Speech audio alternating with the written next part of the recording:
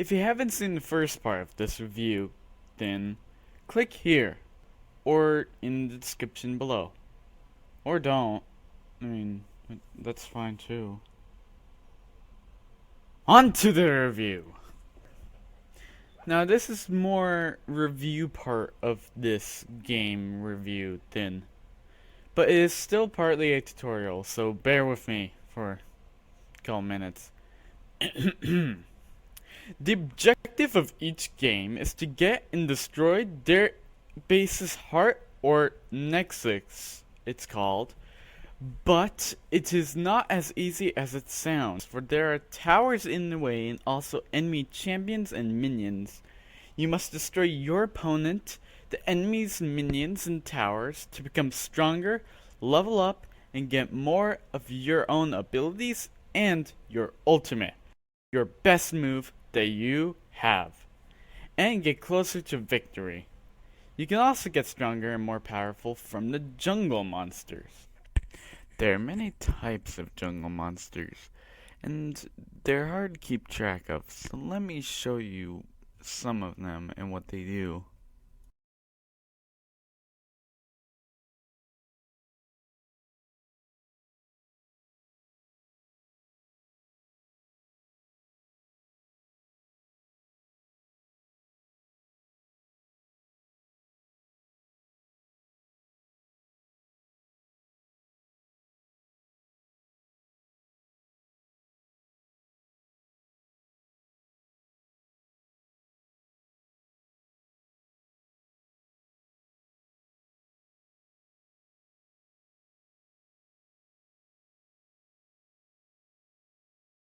Inhibitors are those mini nexus thins right after the first outer base tower. Destroying one will grant your team super minions, which are stronger and give your team an extra push. Each time we destroy or eliminate one of these thins I just talked about, you get gold. At your base, you can spend your gold on items that give you more attack, attack speed, defense, magic resist, critical chance, health, mana, and so much more. That's why there was that item sets thin in the profile, in case you really like a setup that you made or someone else made, and you want to have it easier to access. There's so many items or options to choose from that it's confusing, literally. I mean, try and show this to a new player. He'll be overwhelmed. There's so much offered. Of course, there's the recommended items, and that will take you quite far, but building your own item sets helps make you more original. That or like a guide. I mean, seriously, it is so crazy. You can't just throw all this at a new player. He'll go out of hand, and next thing you know, he'll buy more mana for someone who doesn't even have mana. I mean, by looking at your champion, you probably can't even tell if he's AP or uses ability power, or AD, who uses attack damage or basic attacks. I mean, it's hard to tell. And it's sort of hard to tell the other team, and the same thing as well if you don't know those items. And another problem is if you want to know what an item does, or heck, what your abilities do, then you're going to have to read to learn. And this takes away from battle time, letting your team fall behind. Why would you do that in a game? Why would the game do that? I mean, come on. You can't just take someone out of battle to read a paragraph of Shakespeare. You can't. Reading and learning everything about items will most likely take a whole 20-30 minutes of game time.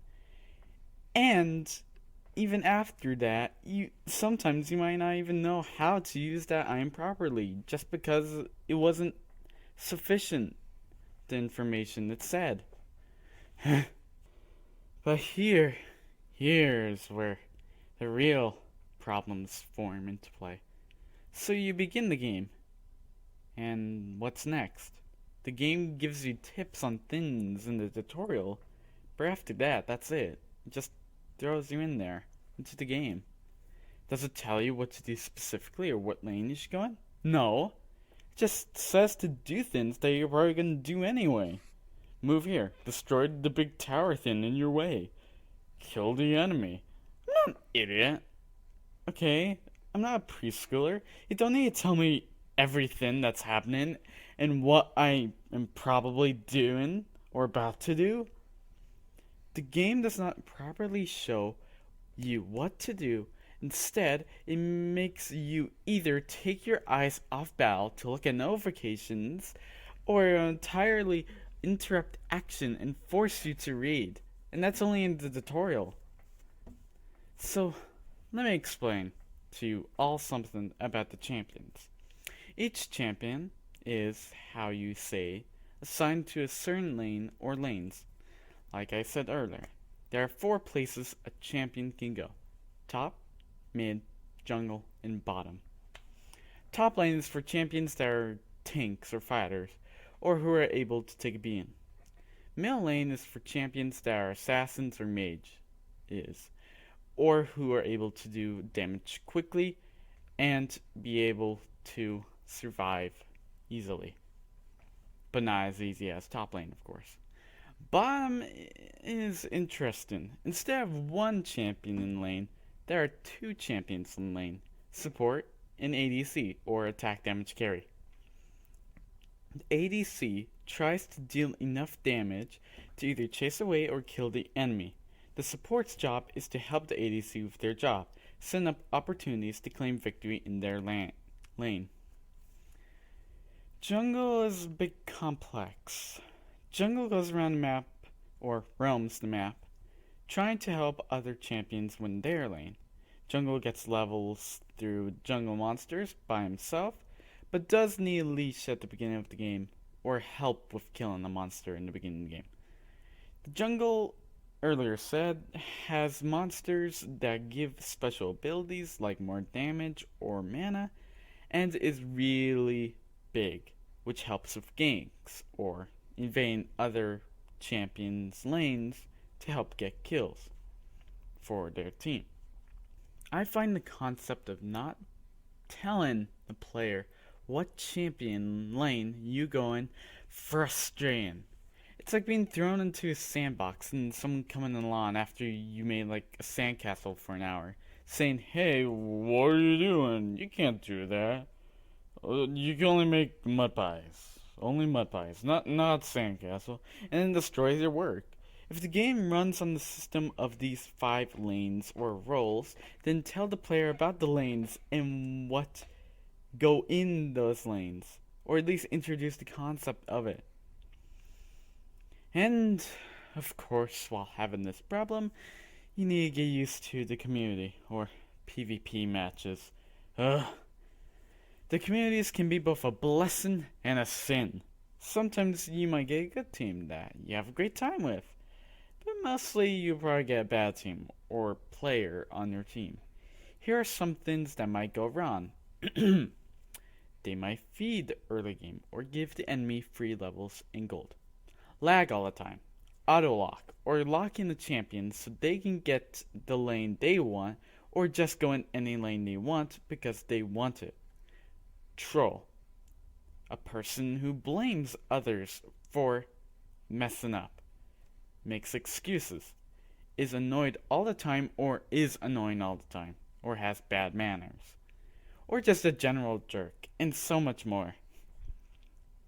I understand if someone is bad, but trying or at least apologizing for it would be nice. But having to play with people that constantly make you mad is not what playing a game for fun is for. With so many people not playing right, or leaving the game because they didn't get their lane they want to, it completely ruins the game. Reporting does nothing half the time. You need enough reports to ban the person, and even so, you can just make a Smurf, which is another account, only lower level, just to have lower levels play and try to beat you. Is that even fair? Level 30 playing as a level 5 Smurf versus another level 5 who's pure and new to the game? Is that fun? Is that fair? And some people treat this game as a highest or better demands more privilege, When they get better at the game, they often get more cocky, often mock others, calling them bad or terrible, or teasing the other team because they aren't good at the game. People treat you as trash sometimes, demanding you to do something so they can have the advantage, so they can be the best, and so they can aggravate the other team. And if you don't do it successfully, they will either blame you for the loss and hate you to the core, and you will feel their rage, either in chat or just in general. Gameplay. The more experience the person have, the more dominance they feel over others. They will blame others when they're doing bad and or make up excuses. They take things poorly. If they lose, they report, ban, do anything in spite of their rage. Of course, that is just some people who do that, who are to take the game too seriously, as a way of life, as everything. When this happens, all of us lose. I do understand, though, why people would make Smurfs in the first place, however. I believe it's for these reasons and champion's sake. Let me explain. At level 1 through 10, a player is most likely learning the game, adapting and getting used to it, trying things out, etc. At level 10 through 20, a player is most likely going to look through champions, seeing what lane they prefer and what champions to use in those lanes. And finally, at level 20 through 30, a player is most likely perfecting their new champions with runes, masteries, items, and gameplay usage. When you are near or at level 30, people expect you to be perfect or the best now at everything. And really, this can be a problem. I mean, the whole dominance thing happens here, really. People expect you to be near perfect, especially in ranked games, and it can be a hassle. Games at this level take much longer since you and your opponents are not making as many mistakes anymore. When you are level, making a mistake was common, and it didn't really mean all that too much because the enemy team would eventually make a mistake too. But one mistake in the big leagues big leagues can cause it all to lose and make your team hate you. And as well, the problem with champions is you cannot play new champions, only if you are in bot games or pretty confident with the champion you're about to use. If you don't know the champion, you can't expect to win a level 30 game or ranked with it first try, and that's a problem, son. People don't want to be stuck to one or two champions to play because they bought runes or masteries for it. They want more, and that is why there are Smurfs. That way they can play with new champions, get better, do new things, and not be criticized for it as much for any little small mistake. I don't blame those people, really. Look, this game is genuinely fun. Really fun, actually. Except for when it goes over 40 minutes long. But the only problem is, it does not teach the players correctly in a sense. It does not nurture them. It just lets the players figure it out for themselves. And considering that this is a very complex game, I don't think that's a good idea. And also, another problem is the dark side of the community, and sometimes even friends. It will show the bad side of the community and friends. It will show you hatred. Look, it is up to you if you do or do not want to play this game. All I've done is just reviewed it. Whoa, hey guys, thanks for watching another amazing video by me. If you'd like to support me, please subscribe, like, and share with others.